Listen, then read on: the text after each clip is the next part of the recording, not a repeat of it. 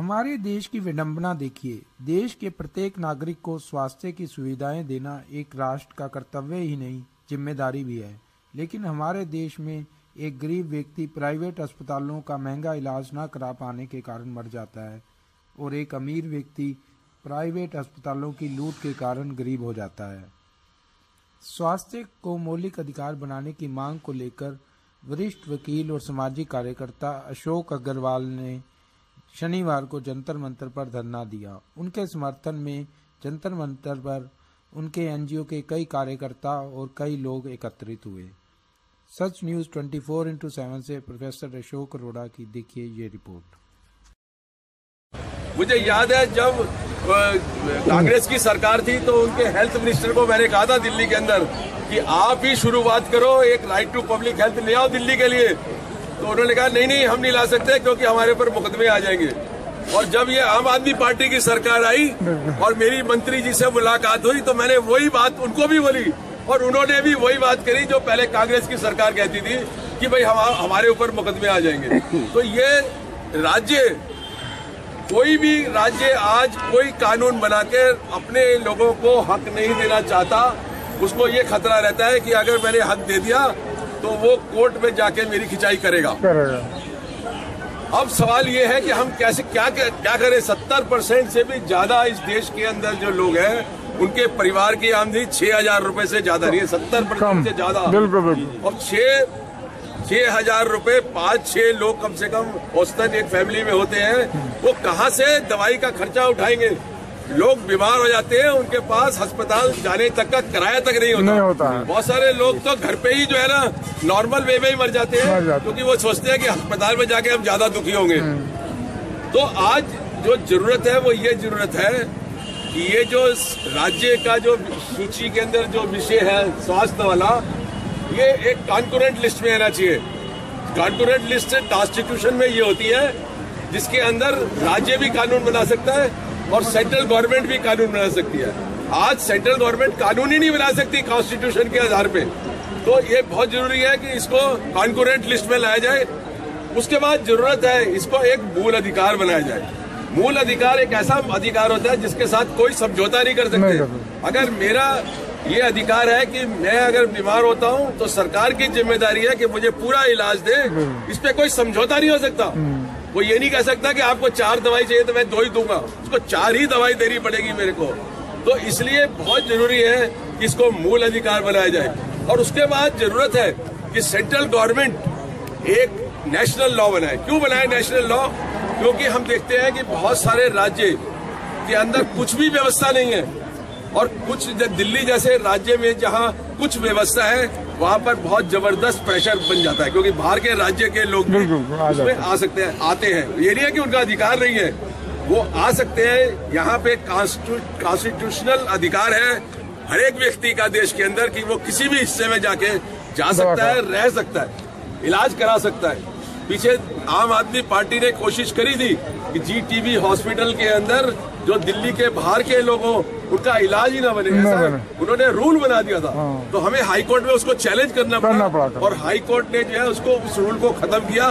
आज भी वहाँ पर जो है पहले की तरीके से जो बाहर के लोग हैं उनका इलाज होता है। और इसलिए एक नेशनल कानून बनना चाहिए जिससे कि वो कानूनी तौर पे बांधे सारे राज्यों को कि आपको 2 साल में या 3 साल में कम से कम इतना इंफ्रास्ट्रक्चर फिजिकल और फैकल्टी का बनाना पड़ेगा। इस तरीके का जब बनेगा तो लोगों का दूसरी जगह भाग आना जाना नहीं होगा। अभी क्या होता है कि जो आपके गांव का डॉक्टर है, सरकारी डॉक्टर, वो तहसील के डॉक्टर के पास भेज देता है, तहसील का डॉक्टर जो है डिस्ट्रिक्ट के डॉक्टर के पास भेज देता है, डिस्ट्रिक्ट वाला राज्य का जो कैपिटल होता है वहाँ भेज देता है और राज्य का जो कैपिटल होता है जैसे लखनऊ है या पटना है बिहार का, वो सीधा दिल्ली भेज देता है। तो इसीलिए हजारों लोग दिल्ली में आ रहे हैं जिनको 4-4 साल की एम्स जो है डेट दे रहा है। लोग आते हैं बड़ी उम्मीद से कि हम एम्स में जा रहे हैं, तो है वो बहुत बड़ा हॉस्पिटल है, कोई शक नहीं है। लेकिन जब वहाँ पे 5-6 महीने वो धक्के खाने लगता है, उसको समझ में ही नहीं आता कि क्या होगा, कब होगा, कैसे होगा। तो समझ में आता है कि ये क्या व्यवस्था है। तो इसलिए हम लोगों की मांग है ये, जिसके लिए हम लोग सब आज इकट्ठे हुए हैं और ये एक शुरुआत है। बिल्कुल हम इसको आगे लेके चलेंगे। हमें बहुत सारे साथी मिल गए हैं जिन्होंने ये निर्णय किया है कि हम इस चीज को एक बड़े आंदोलन का रूप देंगे तो हम इसको आगे तक ले जाएंगे। और हमने अभी आज अपने मोदी जी प्राइम मिनिस्टर साहब को भी चिट्ठी लिखी है कि ये चीजें मानो आप, और मुझे उम्मीद है कि कुछ ना कुछ इस पर सोच होगी। लेकिन हमें ये समझना चाहिए कि ये जो सरकारें होती है ना, ये गाय के थन की तरह होती है, दबाओगे नहीं तो दूध नहीं निकलेगा। इसलिए हमें सबको मिलकर इसके ऊपर एक प्रेशर बनाना पड़ेगा, एक दबाव बनाना पड़ेगा, और लगातार दबाव बनाना पड़ेगा जब तक हर जगह से ये आवाज नहीं उठेगी कि हमें ये स्वास्थ्य का अधिकार चाहिए और हमें इसमें कोई समझौता नहीं चाहिए। तभी मुझे लगता है कि जो सेंट्रल गवर्नमेंट है वो इसके ऊपर कुछ जो है हरकत करेगी। तो इसलिए आज एक शुरुआत है और मैं फिर से सब लोगों को धन्यवाद शुक्रिया अदा करता हूँ कि आप लोग अपना टाइम निकाल के आए हैं और एक तरीके से हमने एक शुरुआत की है। फिर हम लोग बात कर सकें कि इतनी चीज़ों में मिलावट आ रही है, फिर भी हमारी गवर्नमेंट इसके लिए क्या कर रही है, क्या करना चाहिए, लोगों को कैसे अवेयर होना चाहिए। मैं तो सर से इसलिए मिलने आई हूँ आज। लेकिन आप देखेंगे कि आप सरकारी अस्पताल में जाएं, सरकारें दावे करती हैं कि सुविधाएं हैं, दिल्ली सरकार दावा करती है, तो क्या कोई आपको लगा कोई परिवर्तन, क्या सुविधाएं हैं सरकारी अस्पतालों में? सच ऊपर से देखा जाए तो कुछ परिवर्तन नजर आता है, लेकिन अंदर से क्या है क्या नहीं है ये कहना मुश्किल है।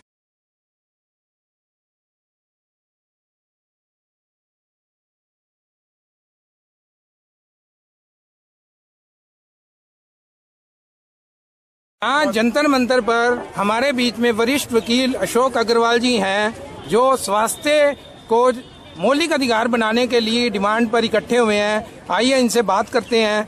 अशोक अग्रवाल जी, आपने बहुत अच्छी मांग की है सरकार से, लेकिन आप ये बताइए कि इससे स्वास्थ्य की सुविधाओं में कैसे फर्क पड़ेगा?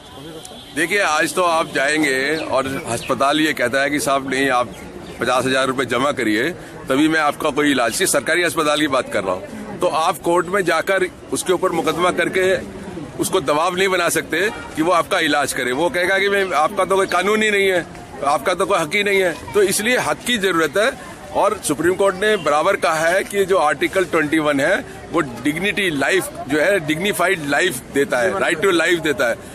तो वो डिग्निफाइड लाइफ कैसे होगी जब तक ये भी इंश्योर नहीं होगा कि आप अगर बीमार हैं तो, और पैसे नहीं है आपके पास, तो सरकारी अस्पताल कम से कम आपको जो है मुफ्त इलाज देगा, क्वालिटी इलाज देगा। तो आज इसीलिए जरूरत है, आज देश में 70-75% लोग ऐसे हैं जो गरीबी रेखा के इर्द गिर्द हैं, और अगर उनके घर में एक भी बीमार पड़ जाता है तो सारे समझो बीमार हो जाते हैं। और जो छोटा मोटा उनके पास जेवर, जमीन, जायदाद कुछ छोटा मोटा था वो भी सब बिक जाता है। तो ये जो स्थिति, मतलब हमारा जो स्वतंत्र देश है वो लोगों को उठाने के लिए है, ना कि उनको धक्का पीछे लगाने के लिए है। तो इसलिए बहुत जरूरी है कि जो स्वास्थ्य का अधिकार है वो क्वालिटी और फ्री चाहिए हर एक व्यक्ति को है। और उसके लिए इसी तरीके से जो स्टेट सब्जेक्ट है इसको कॉन्करेंट लिस्ट में लाया जाए। कॉन्करेंट लिस्ट के लाने के बाद सेंट्रल गवर्नमेंट जो है इसको फंडामेंटल राइट बनाए और फिर एक नेशनल लॉ बनाए, जिससे कि कहीं भी राज्य में, कोई भी राज्य अगर उसका अस्पताल हमें और आम आदमी को इलाज देने से इनकार करता है तो उसको वहाँ पे कोर्ट के अंदर कटघरे में जो है ना हम खड़े कर सके। सर, हमारे देश में कानून बहुत है, लेकिन कानूनों का जो पालन है वो नहीं होता। सिर्फ फंडामेंटल राइट बनाने से क्या आप समझते हैं कि जो प्राइवेट स्कूल हॉस्पिटल में ने लूट मचा रखी है या सरकारी अस्पताल में EWS के नाम पर उनको सुविधाएं नहीं दी जाती है, वो कैसे इम्प्रूव होंगी? नहीं, देखिए, कानून बनाने से एक हथियार तो लोगों के हाथ में आता ही है ना। अब राइट टू इन्फॉर्मेशन का जो कानून आया उससे कितनी सरकारों के अंदर ढांचे उलट पुलट हो गए। तो राइट आने से तो आप कम से कम अपनी बात को कह सकते हैं ना, और दूसरे को भी पता होता है कि अगर नहीं करेंगे तो ये कुछ कर सकता है। और जहाँ तक प्राइवेट हॉस्पिटल्स की बात है, ये तो सब हमारे जो सरकारें हुई उनकी देन हुई है कि इनको प्रमोट किया और अपने अस्पतालों को इन्होंने खराब किया है। लेकिन जो आम जनता का इलाज है वो प्राइवेट हॉस्पिटल तो सारे कभी कर ही नहीं सकते ना। उसके लिए तो हमें सरकारी ढांचे को इम्प्रूव करना ही पड़ेगा, उसको अच्छा बनाना ही पड़ेगा, उसको मजबूत बनाना पड़ेगा, और उसको मजबूत बनाने के लिए ही एक कानून की जरूरत है। इसलिए बहुत जरूरी है, कानून होता है, जब आदमी दुखी होता है तो कानून होता है तो फिर वो उसको इस्तेमाल करता है। अभी लोगों में चेतना काफी बढ़ी है आने वाले वक्त के अंदर, और उस चेतना में लेकिन अगर कानून का हथियार नहीं होगा तो वो चेतना भी उसकी जो है ना अधूरी काम करेगी। हमारी शुभकामनाएं हैं कि आपका कानून जरूर पास हो, ये राइट टू हेल्थ का, और सच न्यूज़ 24/7 से बातचीत करने के लिए अशोक जी बहुत बहुत धन्यवाद। Thank you.